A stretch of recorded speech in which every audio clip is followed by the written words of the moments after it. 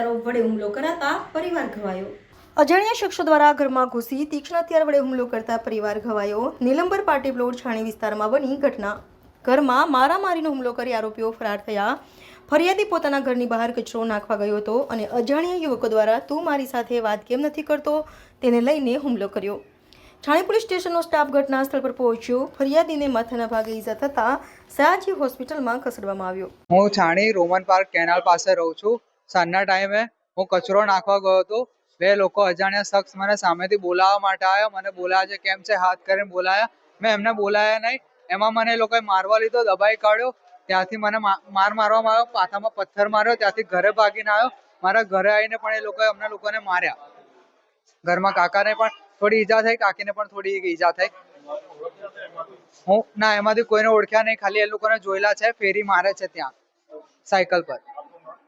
વિનય ક્રિસ્તી। હા, એટલે મારું નામ જોન છે અને આ મારો ભત્રીજો છે। મારો ભત્રીજો કચરો નાખવા ગયો હતો અને ત્યાં બે જણ જતા હશે તો એમણે મારા ભત્રીજાને બોલાવ્યો। તો એણે મારા ભત્રીજા એવું કીધું, તમને ઓળખતો નહીં તો શું વાત કરું। તો પેલા લોકોને ગુસ્સો આવ્યો તો એમણે મારા ભત્રીજા પર હુમલો કરી દીધો।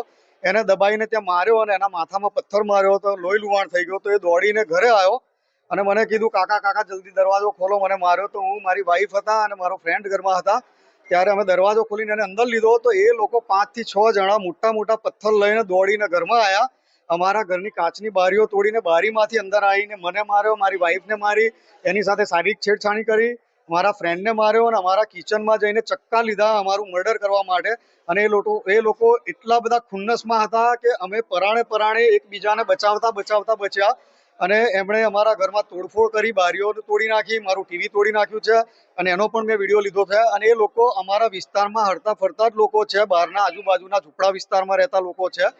અમે એમને કોઈ વખત જોયેલા છે, શકલ જોઈએ તો અમે ઓળખીએ, બાકી તો એમને એકદમથી ઓળખતા નથી, પણ અમારા વિસ્તારમાં એ લોકો ફરે છે। અને આવા લોકો જો મર્ડર કરવા સુધી અમારા ઘરમાં અંદર સુધી ઘૂસી જાય તો આગળ આ લોકો શું ના કરે।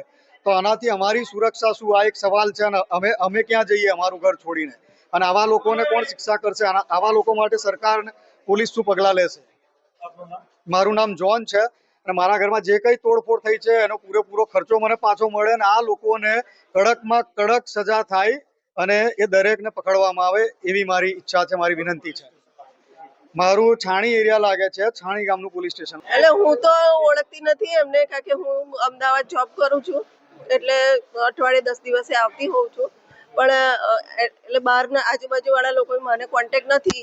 પણ મારો ભત્રીજો એકદમ બૂમો પાડતો આવ્યો કે મને વાગ્યું છે કાકા કાકી આવો। તો અમે બહાર દરવાજો ખોલ્યો એટલામાં એ લોકો અંદર ઘૂસી ગયા અને બારીઓથી, અમારી કાચની બારી છે એને તોડફોડ કરી અને મોટા મોટા પથ્થરોથી તોડી નાખી અને પછી ઘરમાં આવ્યા, અમને બધાને મારવા લીધા। અમારા ભાઈ હતા એમને બી માર્યા। મારી સાથે થોડી છે,